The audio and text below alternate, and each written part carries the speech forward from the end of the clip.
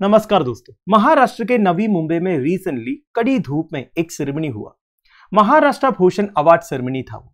महाराष्ट्र भूषण माने जैसे कि आपने पद्मा अवार्ड्स के बारे में सुना होगा, केंद्रीय सरकार द्वारा दिए जाते हैं पद्मा अवार्ड्स। उसमें 3 अवार्ड्स आते हैं, सबसे ऊपर पद्म विभूषण, फिर पद्म भूषण और पद्मश्री।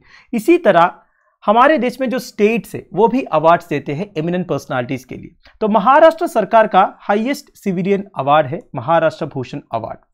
तो ये अवार्ड सेरेमनी में चीफ गेस्ट थे home minister of India Amit Shah. उनके अलावा महाराष्ट्र के CM Eknath Shinde, deputy CM Devendra Fadnavis, ये सब इस सेरेमनी को अटेंड किए थे। और कड़ी धूप में करीब 1 लाख लोग पहुंचे थे दोस्तों इस सेरेमनी को अटेंड करने के लिए। और इस बार महाराष्ट्र भूषण अवार्ड दिया था अपा साहेब धर्माधिकारी को। और इस कड़ी धूप में कम से कम 12 लोगों का डेथ ऑलरेडी हो चुका है दोस्तों, और 600 से ज्यादा लोग हीट स्ट्रोक भी सफर किया है। तो इस वजह से महाराष्ट्र स्टेट गवर्नमेंट को काफी क्रिटिसिज्म फेस करने को मिल रहा है। अब अपोजिशन पार्टीज का कहना यह है बीजेपी अपना पॉलिटिकल पावर दिखाने के लिए इतना लोगों को इकट्ठा किया। वैसे देखा जाएगा तो महाराष्ट्र, मध्य प्रदेश, गुजरात, कर्नाटका जैसे स्टेट्स में से लोग पहुंचे थे इस सेरेमनी को अटेंड करने के लिए। और कड़ी धूप में करीब 40 डिग्री सेल्सियस धूप में लोग खड़े रहे, जिसकी वजह से 12 लोगों का डेथ ऑलरेडी रिपोर्ट हुआ है और 600 से अधिक लोग हीट स्ट्रोक सफर कर रहा है। वैसे कौन है दोस्तों अपा साहेब धर्माधिकारी, जिनके लिए लाखों लोग कड़ी धूप में खड़े रहे, जिन्हें इस साल का महाराष्ट्र भूषण अवार्ड दिया गया है? वैसे इनका एक्चुअल नाम है दत्तात्रेय नारायण धर्माधिकारी। इनका पॉपुलर नाम है अपा साहेब धर्माधिकारी। इनका जन्म महाराष्ट्र के रायगढ़ डिस्ट्रिक्ट में रेवदंदा विलेज में मई 14, 1946 को हुआ था। इनके पिताजी का नाम है नाना साहेब धर्माधिकारी।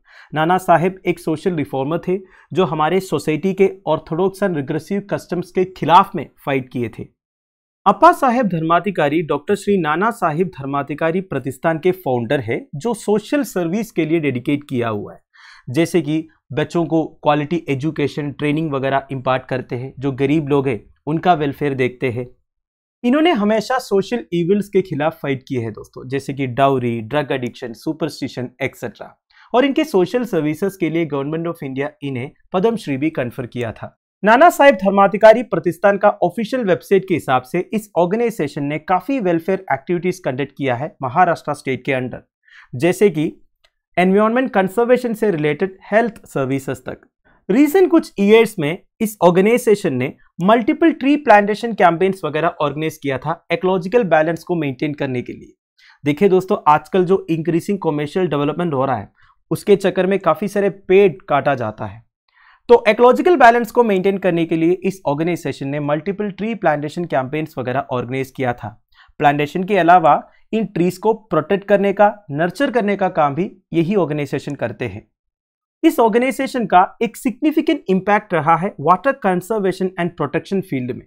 इन्होंने मासिव वेल क्लीनिंग ड्राइव्स वगैरह कंडक्ट किया है, विलेजेस को प्योर वाटर का एक्सेस प्रोवाइड करने के लिए ड्राई वेल्स को रिचार्ज किया है, ओल्ड डैम्स में से स्लड्स को रिमूव किया है।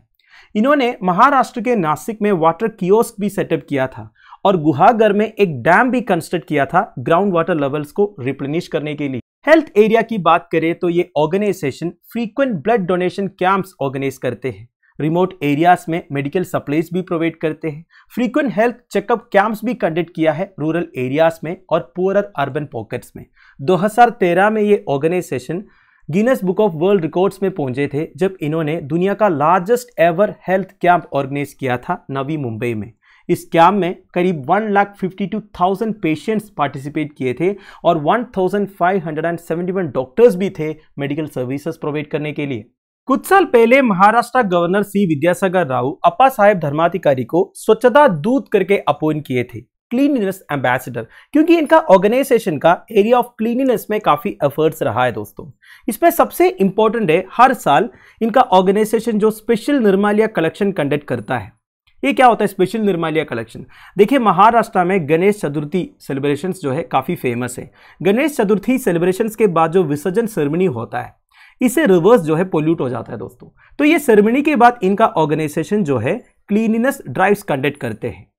और इन्होंने 2016 में महाराष्ट्र के हिस्टोरिक जंजीरा फोर्ट में भी एक क्लीनअप ड्राइव कंडक्ट किया था। ये सबके अलावा एजुकेशन, डिजास्टर मैनेजमेंट, ट्रांसपोर्ट, ये सारे सेक्टर्स में इनका ऑर्गेनाइजेशन का काफी कॉन्ट्रीब्यूशंस रहा है दोस्तों।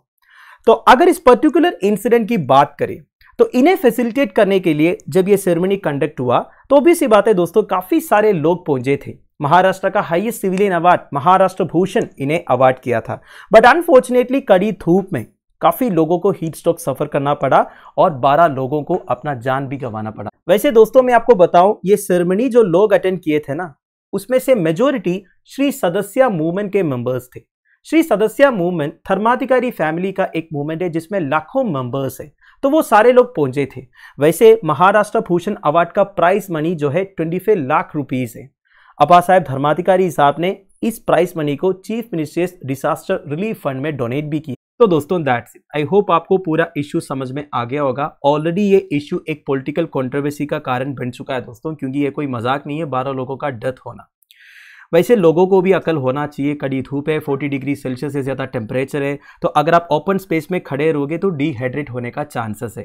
तो इस समर सीजन में हमें मैक्सिमम डायरेक्ट सनलाइट को अवॉइड करना चाहिए और ज़्यादा से ज़्यादा पानी पीना चाहिए। एक दिन में कम से कम 4 से 5 लीटर पानी पीना सही रहेगा।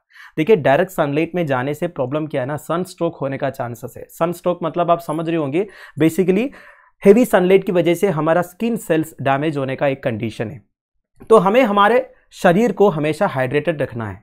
अब शरीर अगर डिहाइड्रेट हो जाएगा, ऑब्वियसली बात है दोस्तों, हमारा जो इंटरनल ऑर्गन्स है वो ठीक से फंक्शन नहीं कर पाएंगे, जिसकी वजह से हमें सीरियस हेल्थ इश्यूज हो सकता है। So do take care. Thank you for watching. Bye bye.